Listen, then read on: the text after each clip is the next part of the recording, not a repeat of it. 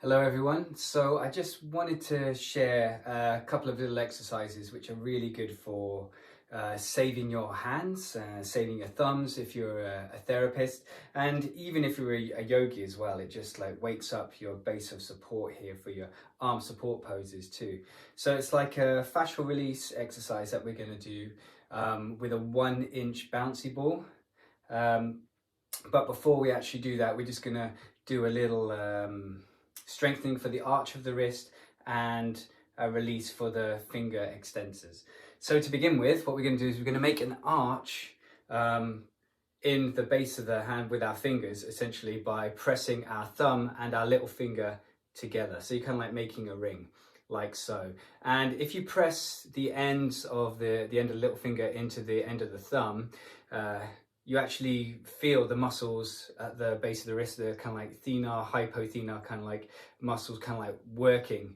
And what we want to avoid is this kind of extension. So when you press them in and it's more like the finger pads are pressing more into one another, like so. You want to avoid that. Apparently that mistakenly weakens the muscles.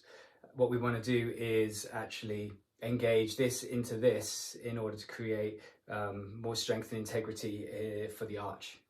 The base of the wrist. So we're going to maintain that, and you can feel it working. Actually, it feels like effort in order to do that. Sometimes it feels like the thumb overpowers the little finger, like it's a little bit of a tug of war even between the two. So I'm just engaging the little finger a little bit more to create balance throughout that ring. And then what you can do is you can extend the index finger, and with your other hand, and I'm extending the elbow as well, you pull back on the finger. But what I'm doing is I'm creating a little bit of engagement of the index finger into my other hand.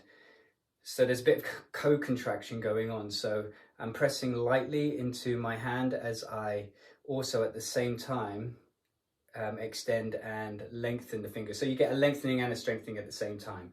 And then for the middle one, so keeping that arch engaged the entire time, the middle finger, so a little bit of co-contraction and pressing it in, my middle finger in at the same time that I'm pulling back, and it looked like I was falling into that pattern there of extending the fingers rather than pressing and engaging. So I'm just aware of that, okay?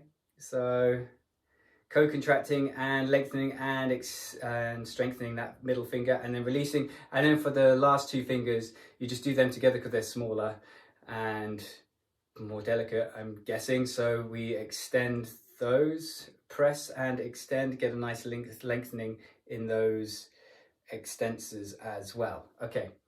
And then what we're going to do is we're going to play around with the ball. Okay. So we're going to follow an interesting pathway. So I'm going to actually have the hand on the ball like so. And I'm going to be doing these kind of like friction circles as I work my fingers and work different parts of the palms to release the flexors, okay, and the different parts. But it's going to be the pattern where the route I'm going to take is going to be the base of the thumb going all the way to the end, and then in between the webbing is really important, okay? So there's going to be lots of in between the webbing, and then the base of the joint there, the metacarpophalangeal, and then all the way up and to the fingertip, and then in between the webbing, and then up. And so basically I'm just going to be tracing along all the fingers, along the finger pads, all the way around the outside of the hand there, and all along the base as well, okay? So that's the path we're going to take, and I'm going to do it on the floor. You can do this on your desks as well. So it's literally just pressing the hand onto the ball, and it's up to you. You can either just do it so that the hand is on the ball like so, and I'm doing kind of like circles here in that meaty part there at the base of the thumb, the kind of like thenar area, and I'm doing friction circles. If you want more stability and even a little bit more pressure, you can place one hand on top of the other. So that's going into the base of the thumb, and then I'm going into the joint there as well. So it's getting into the metacarpophalangeal joints, and then all it's a slippery character. And then I'm literally just tracing it up and down the thumb, circle at the end of the thumb, and then important in between the webbing, and then at the base of the index finger, and then rolling it up and down the index finger. and then at the end, and then back down, and in between the webbing, between the index and the middle finger, and then up, and then doing little circles with the tip. And it like really wakes up the antennae of the hands. You know, it's really going to wake up those sensory receptors. We've got 17,000 sensory receptors and nerve endings in our hands and what have you, and this really enlivens them, you know. So whether you're a massage therapist and you need to listen to your hands, or if you're practicing yoga and you need to really wake up into your base of support for your arm support poses, it's a very good thing to do, okay?